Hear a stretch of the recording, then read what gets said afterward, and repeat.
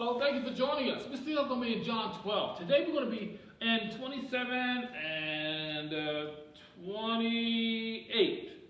And 27 and 28 says this. Now my heart is troubled. Jesus is speaking. He's thinking about his death. He's thinking about what's coming. He says, now my heart is troubled. And what shall I say? Shall I say, Father, do not let this hour come upon me?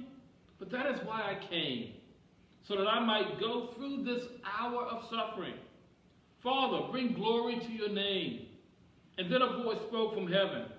I have brought glory to it, and I will do so again. Here we see Jesus talking to a crowd and yet communing with his Father. He's talking to a crowd around him. He's talking about, what am I supposed to do? I have to go through this. They didn't understand at that time, but now we understand that he had to go through so that we would have a way. He had to go through the suffering so that we could be where we are. He had to go through all of that so that we could be delivered from all of that.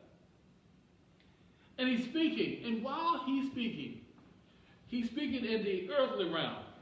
And yet heaven overhears. He's speaking among to his people, and yet heaven overhears. And he's speaking to him and says, what shall I say? But he said, wait, Father, glorify. Give glory to your name. And then the Father speaks back and says, I have. And I'm going to give it glory again. In the midst of it all, let's never forget that when we have this relationship with Jesus, we have access. We get to the eternal, the heavenly realm in our daily lives. And yes, the people will say, yeah, was this thunder or something else? But when we hear the voice of the Lord, those of us who know the voice of the Lord, those of us who understand the voice of the Lord, and we hear it and recognize it, then we get the victory. So today, let's listen for the voice of the Lord as he speaks to us, speaks into our lives, and tells us what to do next. Thank you for joining us. We'll see you next time.